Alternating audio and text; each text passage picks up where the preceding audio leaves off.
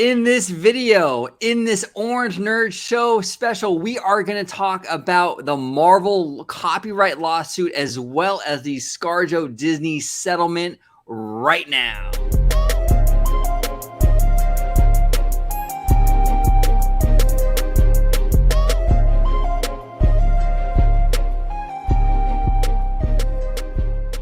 Hey everybody, welcome to another episode of the Orange Nerd Show. I brought my good friend with me today, Mr. Vash Sky. We're going to talk a lot of Marvel today. How you doing, Dre? Doing pretty good. These are some very, very interesting topics, and it is a fascinating turn of events here in a couple of these, so I'm really excited to talk about it, and I'm glad to be here. Thank you. Absolutely. I'm really curious your thoughts on these because there's a lot going on here. Now, we're going to start with ScarJo. The big news this week was Team ScarJo and Disney came to a settlement.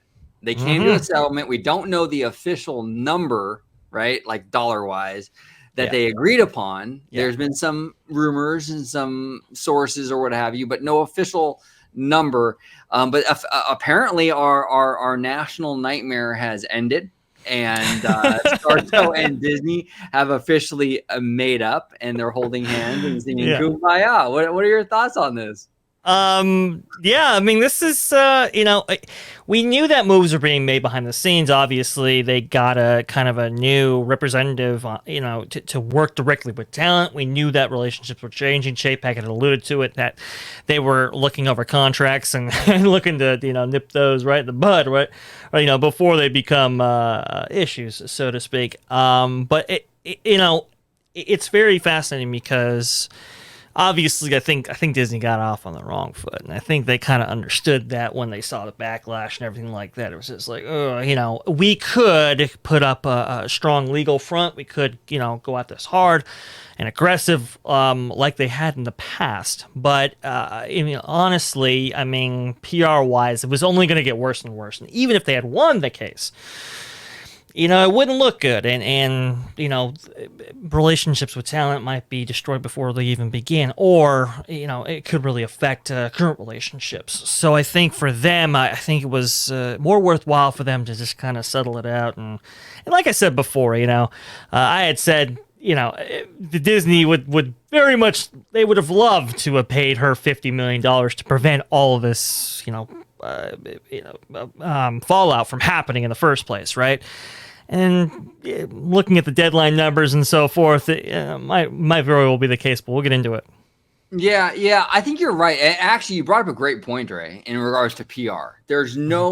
I think this is honestly the best outcome for Disney in regards to PR, because let's just say best case scenario. Let's say it went to trial, or let's say it went to arbitration, and Disney won. Let's say a judge decided, hey, you know what, Disney, you're right. Wide release is this amount of screens, and you fulfilled that amount of screens, and you're right. Even if that were to happen and they won in court, do you think people are really going to be like, oh, well, they won in court, I guess they were right? No, of course not. It's going to be like, oh, sleazy Disney.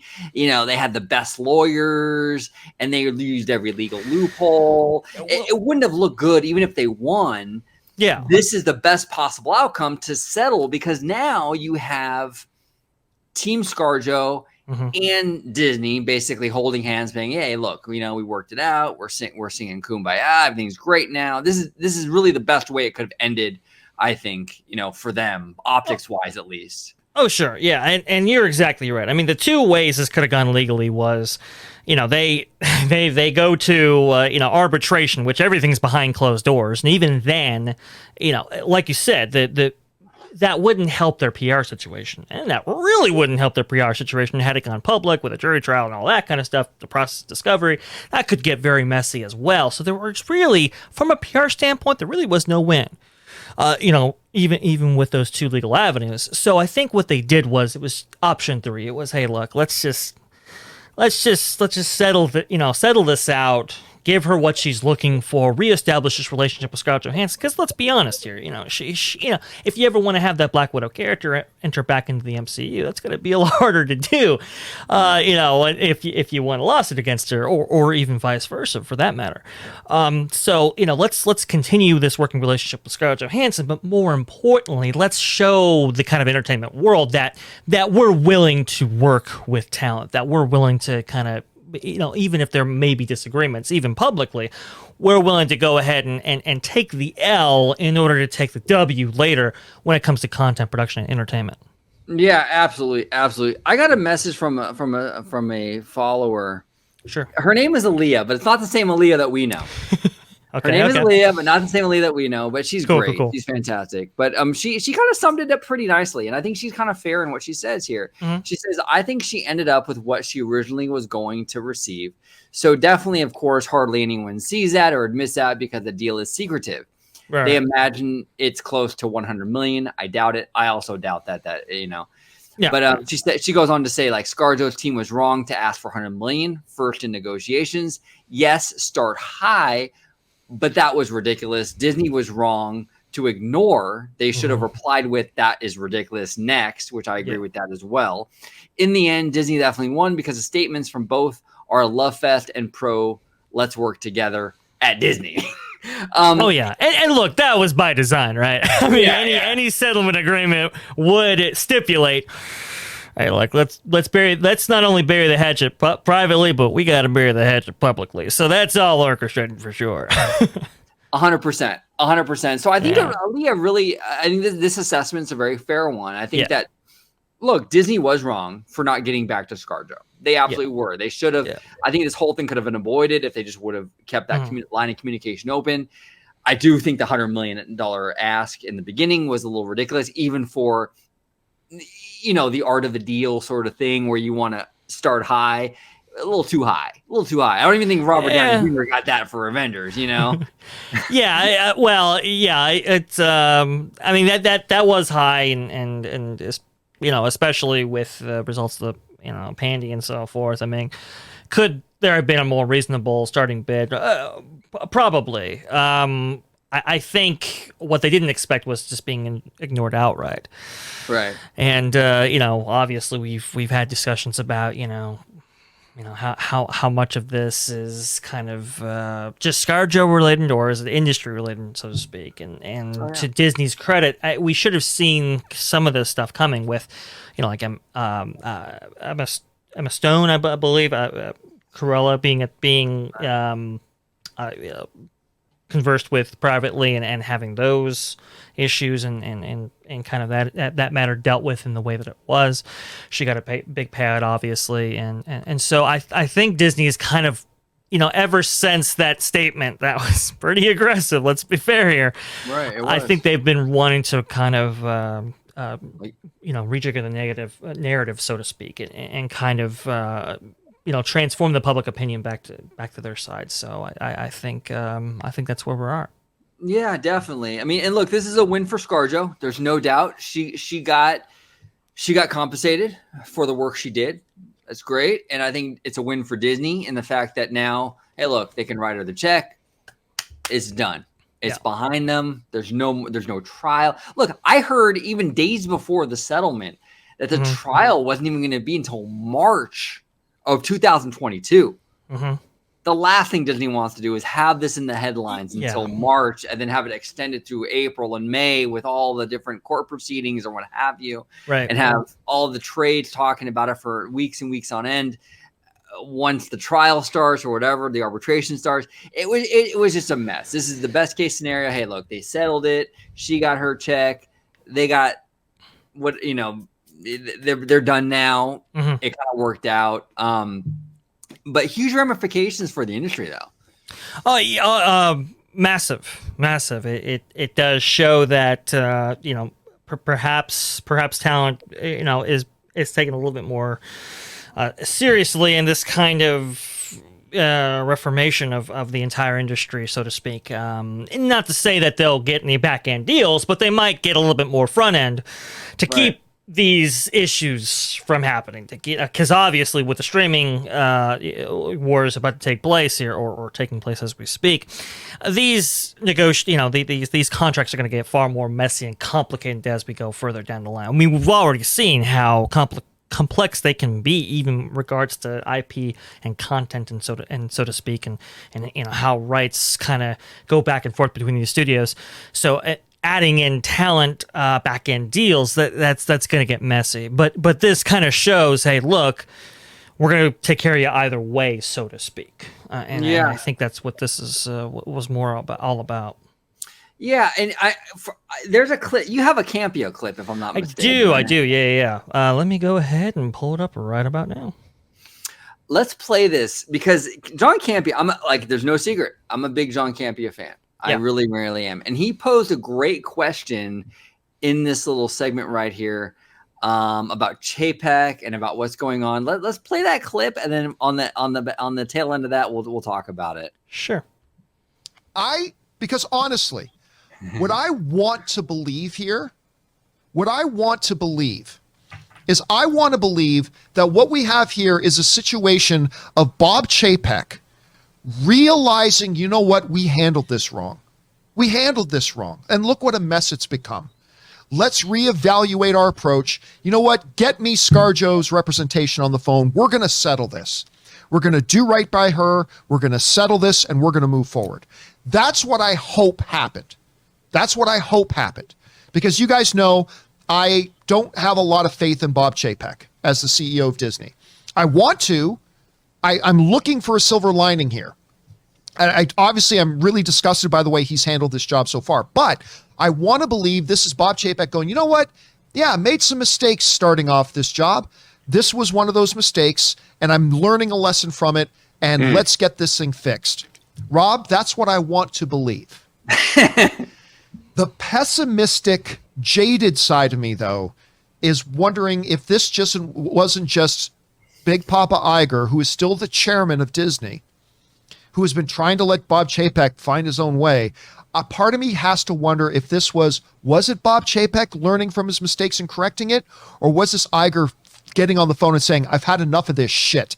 Stop this now. Get her on the phone and settle and give her anything she wants, because we're the ones who screwed this up. So I like to believe it was Chapek fixing it. Maybe it was. Fingers crossed it was. But this might have been Iger just saying, enough. Fix it. I don't know, Rob, what do you Okay, so this is a very interesting clip from the Campea show, and I don't think he's too far off base here. And actually, he's kind of presenting it as an either-or situation. Either Chapek learns his lesson, or Bob Iger was like, yeah, no, fix this shit right now, right? It was an either. He kind of presented it either-or, right? Yeah. I think it's both. I think it's both. I think Bob Iger got on the phone and probably chewed Chapek out and said, "Hey, fix this. This is ridiculous. This is terrible PR. This has huge ramifications." And I think that Chapek learned his lesson, because we've already seen, I think you've already mentioned in this conversation, Chapek has already talked, I think it was 2 weeks ago, about how they're kind of resetting the contracts to reflect this new era of theatrical and streaming. So it seems like Chapek got the message loud and clear. You know, this is a new day, and we have to kind of address it and move forward. They don't want the confusion anymore with talent. So to answer Campea's question, I think it's both. I think both things that he's saying probably occurred. What do you think on that? Yeah, I could see that. I mean, look, it's tough to say what the involvement is from Bob Iger currently right now. I mean, we've heard from the traders that he was horrified and all this kind of stuff, and we heard he's on his boat. He doesn't care at all.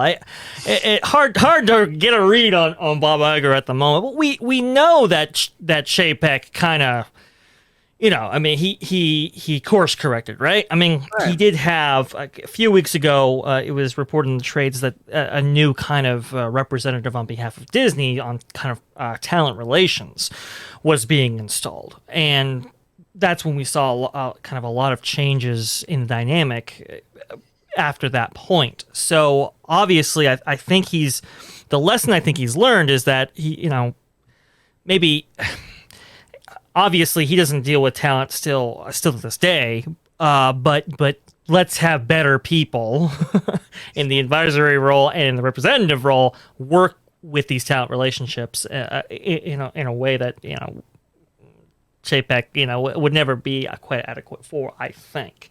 So there was definitely a response here, whether it be from Iger or from Chapek solely. It's really hard to say. I would have to assume with you though. I think Iger was involved on some level. Hard to say how much though. Yeah, it's interesting. I mean, he definitely look. Chapek has said many times he wants to meet consumers where they are. Yeah. Chapek, whether you love him or hate him, is a money guy. He's a money guy. So he's going to go where he feels that the customer is, where he feels he can get them, he can leverage the most money. Yeah. Look, Chapek obviously sees this as a PR mess. I think he did. I think he definitely did take, whether we know it or not or whatever. I think he definitely did take steps to course correct. I think he definitely doesn't want to repeat this problem again. And I don't think we will. I think this is a flash in the pan. I think that, look, we've already seen it with like Emma Stone, where they've kind of gave her everything she wants or whatever to do the Cruella 2 because she said that she was considering her options legally. I think Disney really did learn their lesson. I think they don't want this to happen again. And I think that they're going to do everything they can to make sure it doesn't happen again. Yeah. So I think a lesson was learned here. And I do think Iger was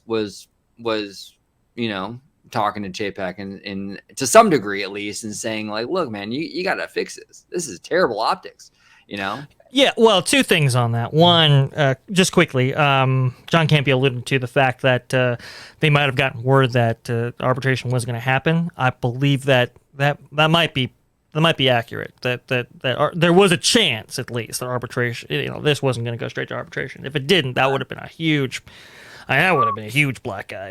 You think these little catty comments between each other were big? This would have been huge potentially. So that might have had something to do with it, obviously. But the other thing too is, and the bigger thing, $40 million. That's the number that Deadline's reporting. That's a very small price to pay to have not only this all go away, but to restore those talent relationships within the industry, right? And even just on the ScarJo level, remember that one of the big things was. We're looking forward to work with her on the Tower of Terror project, right? So there were like other ancillary projects that were kind of in the works here, and let's not forget, Kevin Feige, he was none too pleased with everything that happened here either.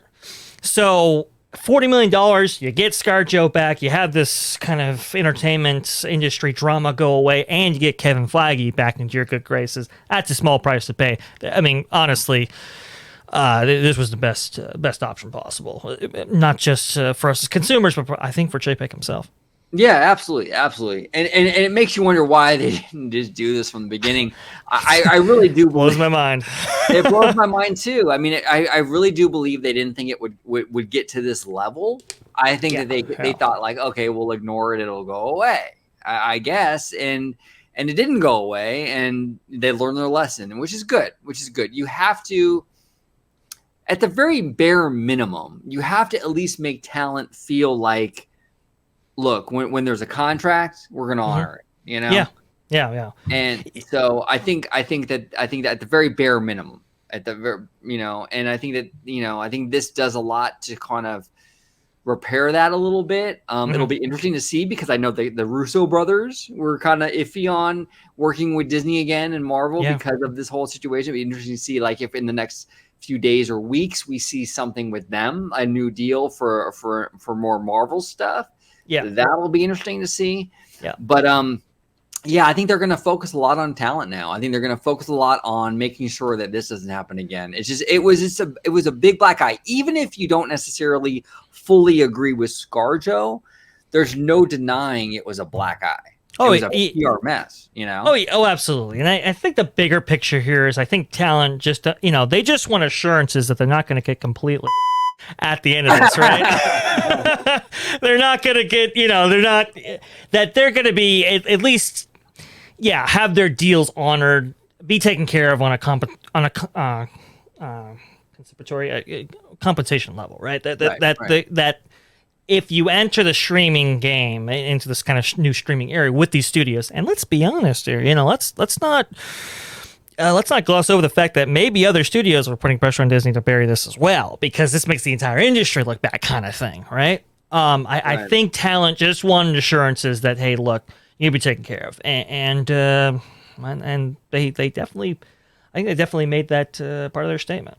Yeah, and I think it was definitely in Disney's best interest, and definitely in ScarJo's best interest. Look, sure, Disney isn't just about like Marvel or even just about Disney necessarily. I mean, Disney holds a huge share, and this is a lot of the issue that a lot of people had with Disney buying Fox, in that it holds a huge percentage of the market share. Between Disney, Marvel, Lucasfilm, Fox, Disney Animation, Pixar, all of this, right? Oh, it's massive. And you're getting into like Fox and Hulu and all that stuff too. I mean, FX and Hulu and all that. Yeah. So they hold a huge percentage, right? Well, ScarJo and her team or her representatives, they don't want her either to be. They don't want her blacklisted. Look, if Disney as an overall company said, no way, we're not having ScarJo, well, that limits her potential too in a big way. Oh, sure. Oh, yeah, absolutely. No. Without question. No, without question. Trust me, this was one of the, best deals that ScarJo could have gotten. In that position for sure. And he just had to, just put more speculation. What were her lawyers and the power players doing to kind of make this a reality, make this happen? Was there any pressure applied from Disney and other respects to kind of get this deal made? I don't know. We'll see. But not only was this a great outcome for ScarJo and her working relationship with Disney and the industry really going forward, but like I said, I mean this is pretty good for the entertainment industry at large, and especially for Chapek, I think. Yeah, absolutely. It's what he needed to do. I would love to be a fly in that wall, but we'll probably never know. We'll probably never know. Well, we got to shift bases here towards some other contract and creative disputes. That's very, very interesting. Yeah, let's talk about it. Like this whole thing with so for those of you not aware, Marvel is going through another legal drama. More legal dramas we're going through with Marvel. Apparently Spider-Man and Iron Man and a few characters are in like kind of legal jeopardy in regards to some of the heirs of the of these. Look, to kind of put it in a nutshell, the creators of these characters feel that they're entitled, or they feel like they have some sort of like ownership over these characters, and there are, from what I understand, some legal language where they could possibly regain some of these rights of Spider-Man and Iron Man, and Disney would have to share these rights with the heirs, the estates of these creators. Wild stuff, Trey. Well, it gets even crazier than that. You say share, but the family feels they're entitled to 100%, at least domestically, to these rights, which is pretty insane. But I could butcher it, but I don't want to do that. I don't want to do that to our viewers. So what I'm gonna do is I'm gonna play some audio from to show with Viva Frei and attorney Robert Barnes. Both attorneys are both legal experts in this field. Robert Barnes himself, what you're going to hear mostly, is been a civil rights attorney. He helped out Wesley Snipes in his tax case and such like that. He's been on the forefront of a lot of legal battles, not just with big corporations, but with also the federal government and state government. It's pretty interesting guy. So I'm going to play some audio from him, and he's going to break this all down. Now, again, understand that he's a civil rights attorney, so I understand his perspective and all this kind of things.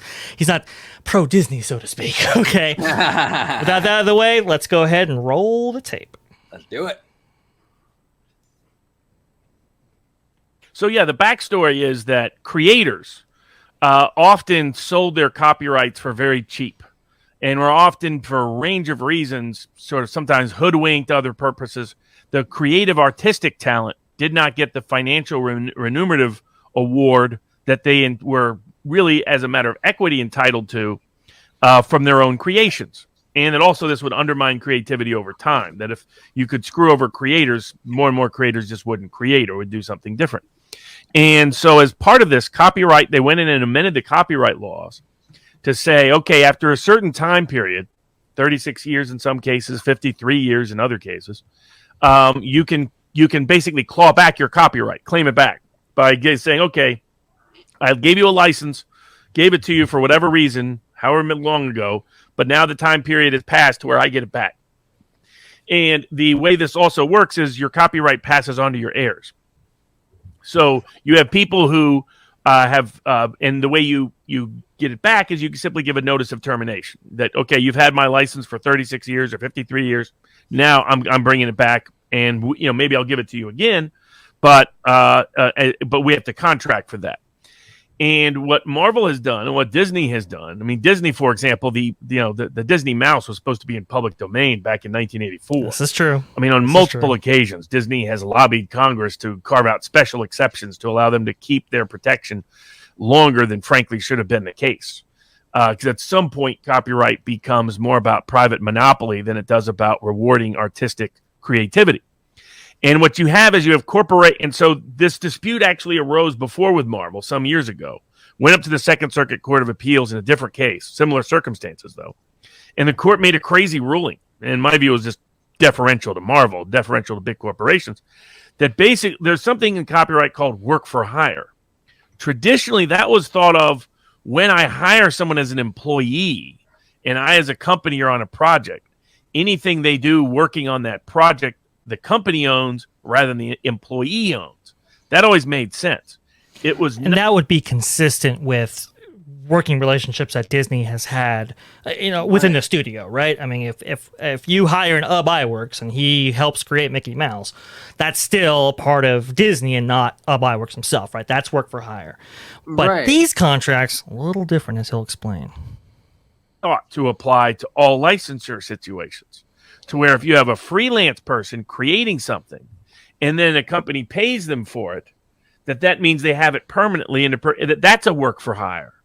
But that's what the Second Circuit did. The Second Circuit basically converted all freelance work ever done into work for hires. All of a sudden, you were magically an employee all over again. And so that was a very controversial decision. Everybody in the creative community hated it, thought the Supreme Court should reverse it. These cases are going to bring that back. Now, the lawyer handling it for Marvel and Disney is Daniel Petrocelli, one of the most overrated lawyers in the world, man who single-handedly got his client convicted. If you want to get convicted easily, hire Daniel Petrocelli. His name to fame is he tried OJ on a civil case in front of a bunch of jurors who already said he was guilty before they sat down in the jury. Congratulations. How impressive. But that's about it. But this is a preemptive effort by Marvel to assert a continued monopoly and corporate control over all of and to convert individual creators' content that they slaved away to create on their own accord, to never get the benefit of that, for their heirs to never get the benefit of that, to allow them to be corporately owned. And for a lot of us in this space, that was always a horrendous decision. There's a reason why Congress passed a law that allowed this. Again, you get it for 36 to 53 years, depending on the circumstances. This needs to go back to the people who created it. They were not employees. None of them were. And they're the ones who should get it. But it will have massive impact on Marvel, because almost every major Marvel character, Iron Man, Spider-Man, Doctor Strange, Black Widow, you name it, is subject to these. It was not obtained by an employee of Marvel. It was obtained in this other way, and could go back to the family or individuals. But There you go. So, it's interesting. I'm kind of, I'm torn on this because, I'm not a lawyer, I'm not a legal expert. Yeah. As a Disney fan or a Marvel fan, Like he mentions like Mickey Mouse would have been like public domain or supposed to be public domain in like 80 something, right? Yeah. It would have. There's Sonny Bono law and a couple other laws actually changed that. But yeah, it would have gone to the public domain had that been the case. But go ahead. I think I know what you're saying. Yeah, I mean, the thing is that like I don't know if I mean that wouldn't have been a good thing for Disney. I mean, obviously, because not necessarily corporate greed, but like you want to have this is Mickey Mouse, for example, is the icon of the entire company. Right. You don't want to have everyone have access to that character in any way they want. You can make a Mickey Mouse movie that's very inappropriate, you know what I'm saying? Yeah. And you don't want to have that. And people, a lot of people aren't like the general public aren't as well versed in a lot of the stuff that we are. So, if there is a Mickey Mouse movie that's inappropriate, not made by Disney, but because the copyright, fell out and everyone can use it, the general public isn't going to know the difference. Oh yeah, sure. So no, I mean that's a problem as a Disney fan, and I can kind of see also with Marvel the same kind of problems arising. It's a tough call. It's a really, really tough call. Well, I will say this. I think there should be kind of different rules for a character or entity created under a corporate entity than there should be maybe by a single person, right? I think you could make the argument that if it's a single person and such, that if their work doesn't, if their work is supposed to live beyond them, how long is it supposed to live beyond them personally? Whereas you have a corporate entity who created this as part of a corporation who's still using it. That's a whole lot. That's a different story, right? Right. And I think we can delineate between those things. So no, I don't quite attach it to corporate greed. I just look. I mean, the Disney company, if they ever lost Mickey Mouse, they'd have to pivot substantially. I mean, they would have to pivot majorly, and I think it would do potential damage to that character more than it would kind of help, and more than it would kind of benefit this idea or this notion that this things should fall out of copyright and fall into the public domain.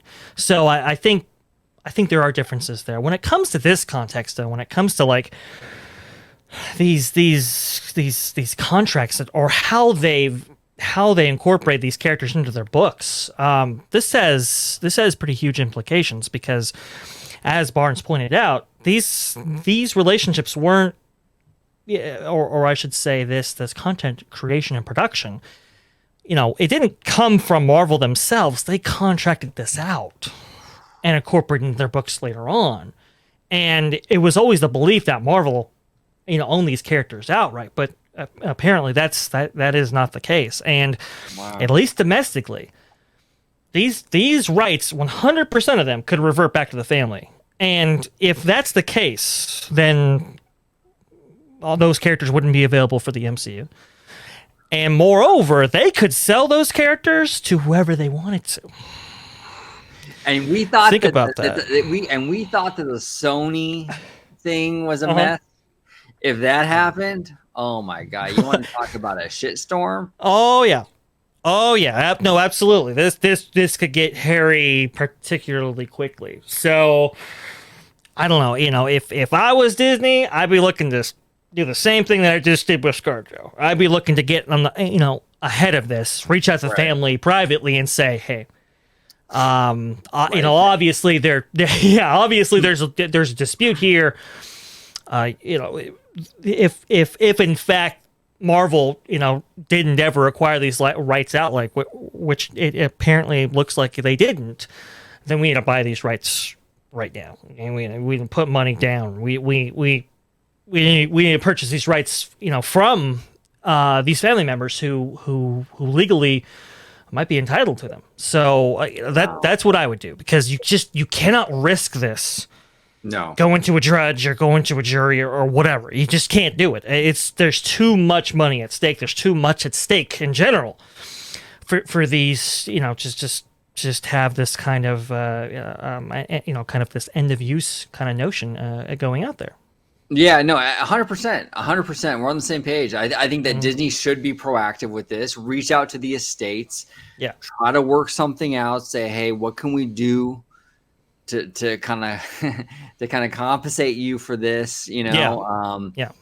I think that would be the best way to go about it. I do think ultimately at the end of the day, I think it will work out for Disney. I think so. Yeah, I mean, I think there has been, from what I understand, some other cases similar, like with DC and things like that, like Superman, that have ultimately worked out for like Warner Brothers. I do think it will work out, but man, after ScarJo, this is the last thing they need, you know? No, And then I know. Yeah, then they have Mickey Mouse coming up for the They same do. Yeah, like in 2028? I think so. Which is, you know, and we've talked about that before. Yep. But I mean, look, you know, you say, hey, this is the worst thing that could have possibly happened. Isn't that interesting that on the eve of Scarlett Johansson, you know, her lawsuit kind of, you know, flowed through the entertainment industry, so to speak, and kind of wrapped up the headlines, and all this drama with Marvel. It's very interesting how this all kind of just is packed into just this crazy year for Marvel. It's very interesting. It's very weird. Is. No, you bring up a great point. I mean, like, look, there has been, as mad as some of these other Disney-owned studios have been, like Pixar has been, there's been sources saying, like, look, the people at Pixar are upset over, like, you know, just dropping Luca and various films just onto Disney Plus, right? They've been upset. Yeah. But that's really where it starts and stops with Pixar. There really hasn't been anything else. There's no lawsuits, no, nothing. Marvel has been non-stop drama, whether it be the ScarJo thing, whether it be this thing with the estates, right? Whether it be Marvel actors and actresses coming out and slamming Shang-Chi, Russo brothers. Right? Exactly. It's Marvel thing after Marvel thing after Marvel thing. And look, I'm not hating on Marvel. What I'm saying, though, is like what you're saying is basically what's going on. Why is it all coming from just Marvel? Obviously, other studios of the Walt Disney Company have a lot of the same issues, but there doesn't seem to be the same public discourse with it, right? It's just Marvel. Why? Why? And it sounds like somebody's coming after Chapek again and is looking to undercut him any way they possibly can.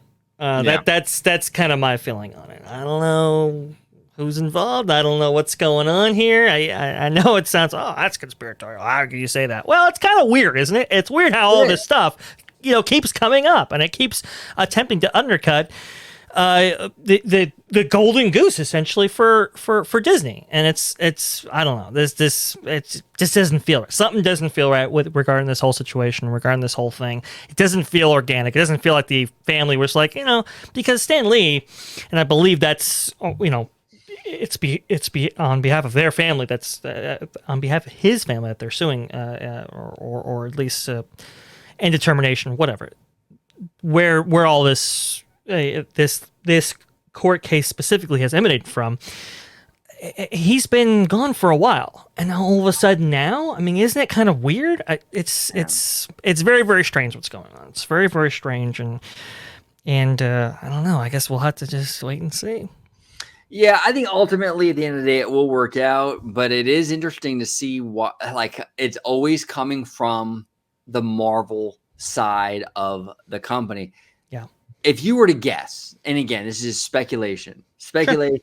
Take my hand. We're going to speculation town.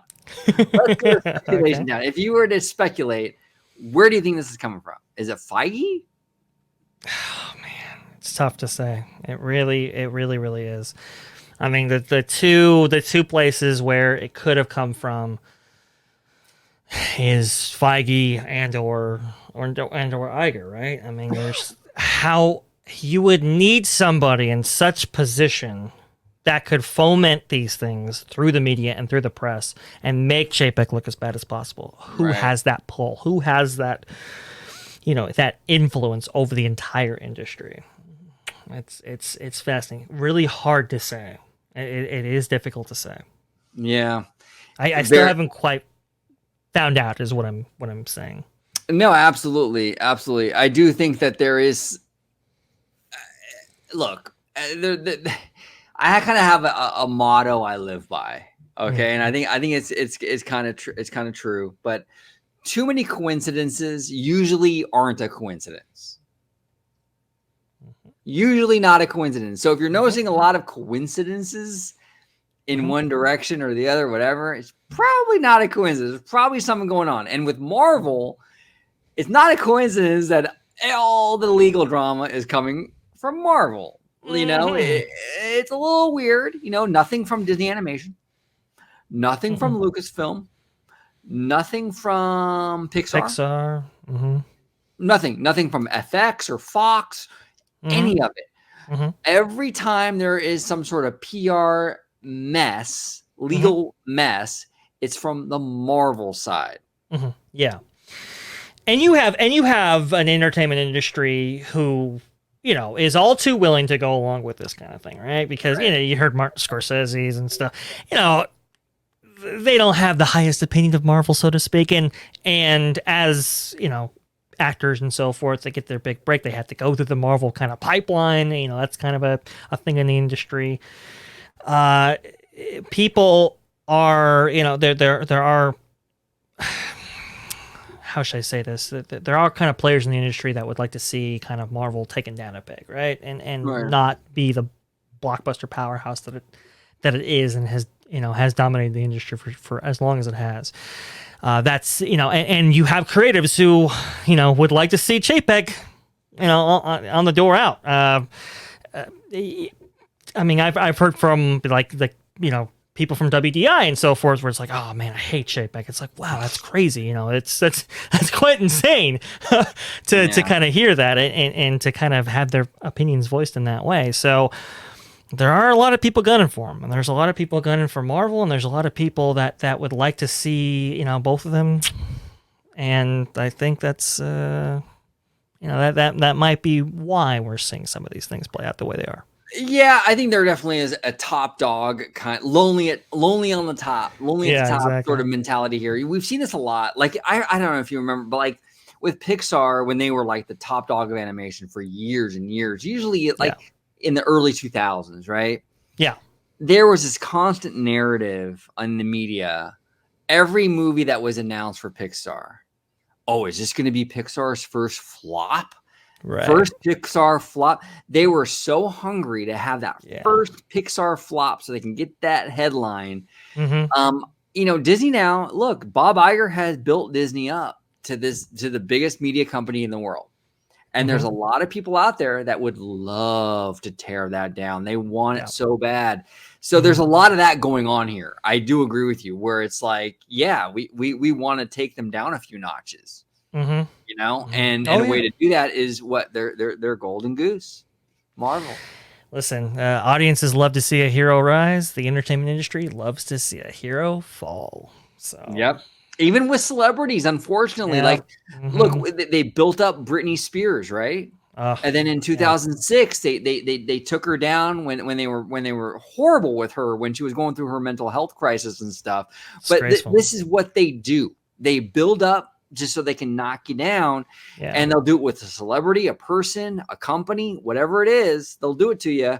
And I think Disney is right now. Look, they're on the top. Whether you love them or hate them, they're on the top. So there's definitely an incentive there to knock them down a few pegs, you know? Oh, yeah. And they have so much power and influence that whoever is at the top of Disney, you know, if they don't do something that you don't like, that has profound effects for the entire industry, right? So JPEG's made a lot of enemies, unfortunately, and, you know, I think that's part of why we're seeing what we're seeing. So it's very fascinating, very interesting. And he didn't come from typically, historically, you know, Disney CEOs come from the studio side. Yeah. Chapek didn't. Yeah. He came from theme parks. He came from retail. He dabbled in distribution with, I think, in the 90s with Eisner, with like the VHS era and all that. Yeah. But he's not a studio guy at all. No. And it's kind of the studio and the Hollywood trades and what have you. They largely see Chapek as, hey, you know what? You can't sit with us. Right. kind of Mean Girls kind of mentality. You see that a lot, Absolutely, absolutely. Yeah, and that's how the industry works. You're either on the inside or you're on the outside. JPEG's definitely on the inside. He is an outsider, and he has made no effort or no attempt to ingratiate himself into being an insider. In fact, a lot of his decisions have been kind of anti the club, so to speak, right? Anti the establishment, and that's got a lot of people. That's got a lot of people upset, and that's, unfortunately with some of the kind of, unfortunately some of these decisions that JPEG has made, within the industry have been a little bit sloppy and a little bit have made him vulnerable to attack, and unfortunately that's been exploited. And I think one of these avenues is what we're seeing now with this creator dispute. And honestly, Vash, I'm honestly very surprised. Whether look, those of you watching at home, whether you love Chapek or whether you hate his guts, there's no denying.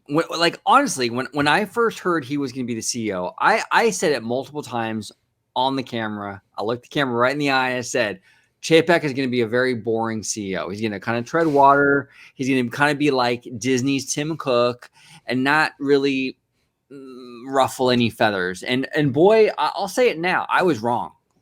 Yeah, this guy has ruffled more feathers than I would have. I really didn't see this coming.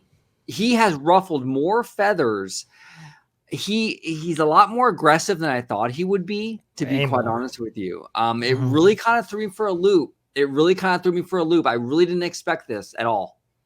No, I mean, it's very interesting because I think a lot of other CEOs would be like, hey, let's not rock the boat. Let's kind of get out of this, the effects of the pandy, and kind of let's, like you said, tread water until we can kind of get ourselves into a position where we can make some moves. But even then, let's be conservative with our approach and stuff like that. That's not Chapek. He's like, oh, we're going through a crazy shutdown. Our parks are shut down. Our studios are shut down. We can't distribute films. Okay, this is when we're going to make some changes. It's like, whoa, what?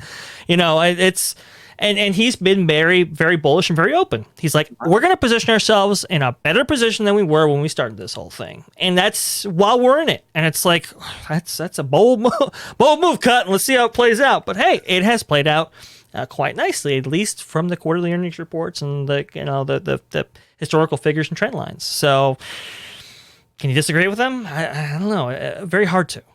It's hard, and this might be part of the reason why a lot of fans look at Chapek. They don't like his personality, right? Yeah. Why wasn't Daddy Josh the CEO, right? Yeah. Kind of thing. Oh, he's a charismatic guy. We all love Daddy Josh, right? But on the inside, Iger and the board, they're looking at Chapek, who's a killer. He's an absolute killer. And we don't know this, but they do.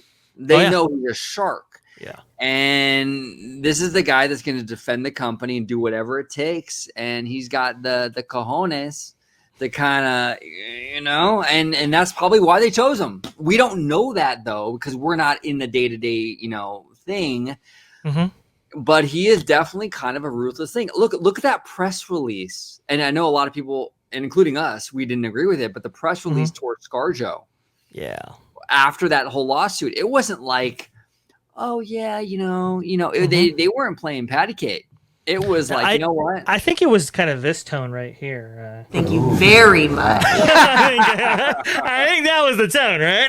That was the tone. Thank you very much. And they weren't playing with it, and it was very aggressive.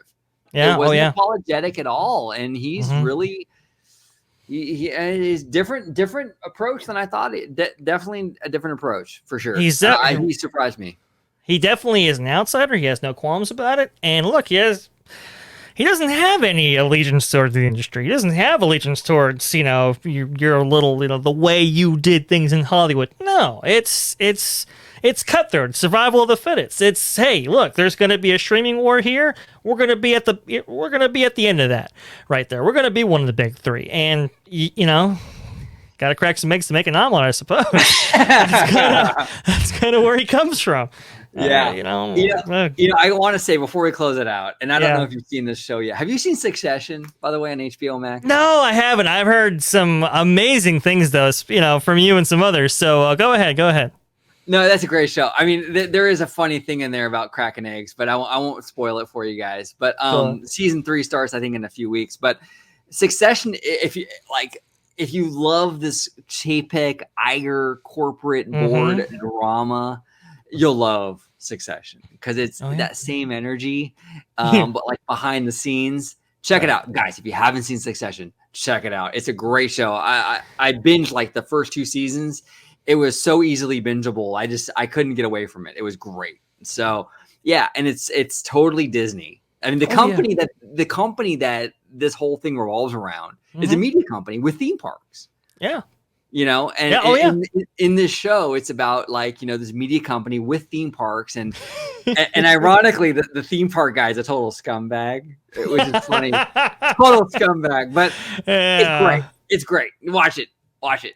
That's interesting. Yeah, some of these things, obviously, they're dramatized in some ways, but some of these things are more closer to fact than fiction, and some of it's just literally just kind of based off real life experiences that people have. So, I'll definitely dive into that. That sounds very entertaining. Yeah, you'll love it. You'll love it. It's fantastic. You'll love it because you and I are both very similar. We love this corporate intrigue and the drama, and Succession is all about that. Oh. It's so good. Some of it's more interesting than the films they produce, so to speak. So very, very cool. It is. Thank you, brother, so much for coming on the show today. Another Orange Nerd episode. Where can the good folks at home find you on social media? Best place to interact with me is at VashGuy on Twitter. That's right there. And if you want to see me, well, I'm on your channel. Freshly Squeezed, your source for juicy news and info, squeezed fresh right from the Grove. That's where you can find me. Perfect. And thank you all for watching. So comment below. What do you think about the ScarJo settlement? What do you think about this Marvel copyright situation? The ramifications? Have you seen Succession yet? What are your thoughts on that? Right. I would love to hear from you. Thank you all so much for your support over the last 5 years of Orange Grove 55. Thank you so much. And as always, have a wonderful, wonderful day. Bye-bye. Thank you very much.